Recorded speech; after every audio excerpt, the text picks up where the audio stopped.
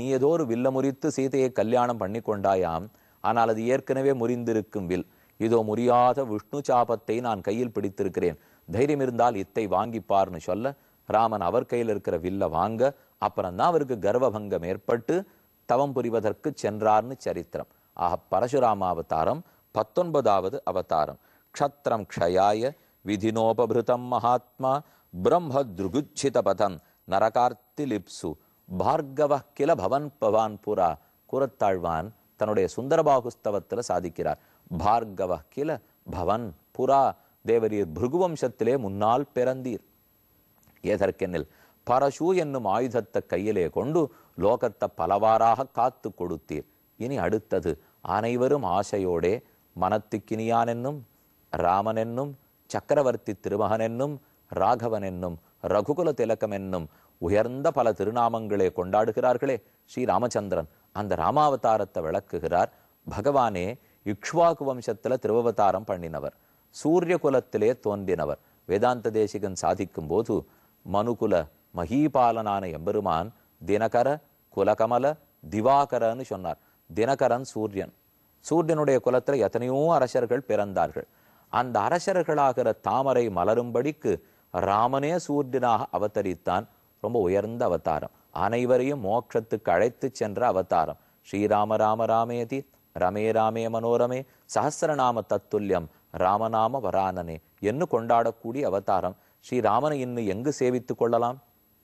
சாரங்க பாணியாய் கும்பகோணத்திலே சேவை சாதிக்கிறார். 6ஆம் அமுதன் சாரங்க பாணி என் ஆழ்வார்களாலே ஆசையோடு வழங்கப்பட்ட எம்பெருமான் கும்பகோணத்த அபர்யாப்தாமிருதன் திருக்குடந்தை என்று சொல்லுவர்கள். 6ஆம் அமுதே அடியேனுடலன் நின்பால் அன்பாயே நீராய் அலைந்து கரைய உருக்குகின்ற நெடுமாலே சீரார் சென்னல் கவழி வீசும் செழுநீர் திருக்குடந்தை ஏறார் கோலன் திகழக் கிடந்தாய் கண்டேன் எம்மானே. கையிலே சாரங்கவில்ல தரித்து கொண்டு சாரங்கபாணியாக சேவை சாதிக்கிறார். சாரங்கபாணி தளர்நட நடவானோன்னு ஆழ்வார் பிரார்த்தித்தார். சாரங்கபாணி அபர்யாப்தாமிருதன் 6ஆம் அமுதன் அவர் ராமனா இருக்கிறது இருக்கட்டும், கும்பகோணத்துல ராமசுவாமியே எழுந்துருளிருக்காரே, எவ்வளவு பெரிய திருமேனி. அந்த ராமனை சேவிச்சுட்டோம், நெஜத்திலேயே ராமன் நம் முன்னே நிற்கிறா போலே சேவை சாதிக்கிறார். இதோ நடுவிலே ராமனாய், ஒரு பக்கத்தில் லக்ஷ்மணனாய், பரதனாய், அதே போல சத்ருகுணனாய், சீதாதேவியோட கூட அழகிய ஹனுமானோட சேர்த்து ராமசுவாமி திருக்கோவிலில் ராமன் சேவை சாதிக்கிறார். இந்த ராமனை இங்கு சேவித்தோம் என்னால் அவர் எங்கு பிறந்திருப்பார்? அயோத்தியில் தான் திருவவதாரம் பண்ணினார். அயோத்தியா அபேத்யா அபராஜிதா, வைகுண்டத்துக்கு இருக்கிற பெருமையெல்லாம் இருக்கும் ஊர், சரையூ நதி கரையில் இருக்கக்கூடிய அயோத்தியா, அவ்விடத்தில் ராமன் அவதரித்தார். இப்போதும் நாம் சென்றோம்னால் கனக்கு பவன்கிற இடத்தில் சீதாராமர்களுடைய அரண்மனை, அதுதான் அவர்களுடைய அந்தப்புறம். அங்க ராமன் இருக்கிற அழகு இருக்கு பாருங்க, மொத்தமே தங்கமயமான கோவிலா இருந்துதான். அது தங்கமயமான மண்டபங்கள், தங்கத்தால் இருக்கிற சிம்ஹாசனங்கள், ஸ்வரணத்தாலேயே இருக்கக்கூடிய விக்கிரகங்கள். சாயங்கால வேளையிலே இங்கு இருக்கும் ராமனுக்கும் லக்ஷ்மணனுக்கும் சீதைக்கும் பரதனுக்கும் ஹாரத்தி நடக்கிறதுங்கிறது ரொம்ப ஆச்சரியமான சேவை. அயோத்தியில ஓரோரு இடத்துக்கு போனாலும் ராமனுடைய புகழ் பாடுகிறது, ராமனுடைய சரித்திரத்தை சொல்லுகிறது. பிறந்த விடமான அயோத்தியில் ராமனை சேவித்து கொண்டோம். அதே ராமன் எங்கெங்கோ நடந்திருக்கிறான், காட்டுக்கு ஏகினான். வனவாச திருக்கோலத்தில் சடமுடி தரித்து கொண்டு மாந்தோல் மரவரி தரித்து கொண்டு ராமன் சென்றாரே, அவரை எங்கேயாவது சேவிக்க முடியுமா? திருச்சேரைங்கிற திவ்யதேசத்துக்கு போனோம்னால் அவ்விடத்தில் ராமச்சந்திரன் சேவை சாதிக்கிறான். இவரை சேவிப்பதற்கு காண கண்கோடி வேண்டும். முன்னழகு தனி, பின்னழகு தனி. இதோ ராமனுடைய சடமுடியில் இருக்கக்கூடிய ஓரொரு பிரியையும் ஓரொரு கேசத்தையும் தனித்தனியாக சேவிக்கலாம். அது எப்படித்தான் இதை போல ஒரு வடிவத்தோடே ராமன் எழுந்தருளி இருக்கிறாரோ, நம்முடைய கண்ணெச்சிலே பட்டுடும் போல் இருக்கே, திருஷ்டி தோஷம் வந்துருமா? பல்லாண்டு பல்லாண்டு உன் சேவடி செவ்வி திருக்காப்பு என்று பாடுமளவுக்கு ராமன் அங்கே எழுந்தருளி இருக்கிறார். அதே ராமனை சீர்காழியிலும் சேவித்துக் கொள்ளலாம். ரொம்ப திருடமான திருமேனியோடே சேவை சாதிக்கிறார். அது என்னமோ, ராமனை எந்த இடத்துல நாம் சேவித்தாலும் நல்ல உயரத்தோடு எழுந்தருளி இருப்பார், அழகான ஆக்கிருத்தியோடு எழுந்தருளி இருக்கிறார், சேவிக்க வேணும்.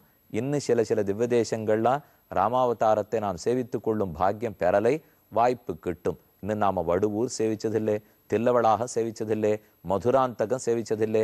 இதெல்லாம் ராமனுக்குன்னு இருக்கிற முக்கியமான ஊர்கள். வாய்ப்பு கிடைக்கும் போது சேவிப்போம். திருச்சேரியிலே வனவாசம் போகிற ராமனை சேவித்து கொள்ளலாம். சீர்காழியிலே ஆச்சரியமா ராமனை சேவித்துக் கொள்ளலாம், தில்லவளாகத்திலே சேவித்துக் கொள்ளலாம். ராமனுக்குன்னு இருக்கிறது கும்பகோணம் ராமசுவாமி கோவிலிலே சேவிக்கலாம். அந்த ராமன் பண்ணின சேட்டிதம் ஒன்றா ரெண்டா?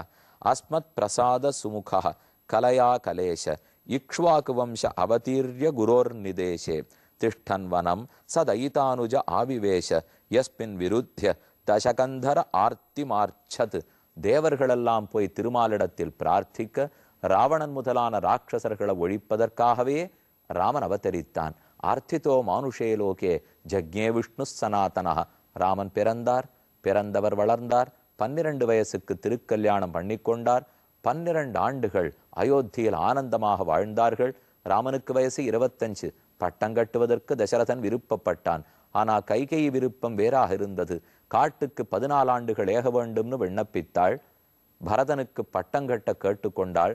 2 வரங்களும் கொடுக்கப்பட்டன. ராமன் காட்டுக்கேகினான். இங்கே அங்கே அங்கே இங்கே என்று சித்திரகூடத்தே இருந்தான். நாசிக் பஞ்சவடிக்கு வந்தடைந்தான்.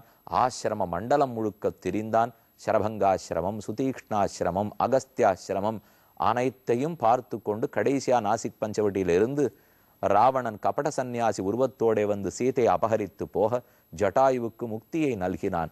அங்கிருந்து சுக்ரீவம் முதலானோருடைய தோழமை கொண்டு அவர்களுடைய வானரப்படையை பாட்டு அங்கே ஹனுமானிடத்தில் முதிரமோதரத்தை கொடுத்து சீதையை தேறிவிடச் செய்தான்.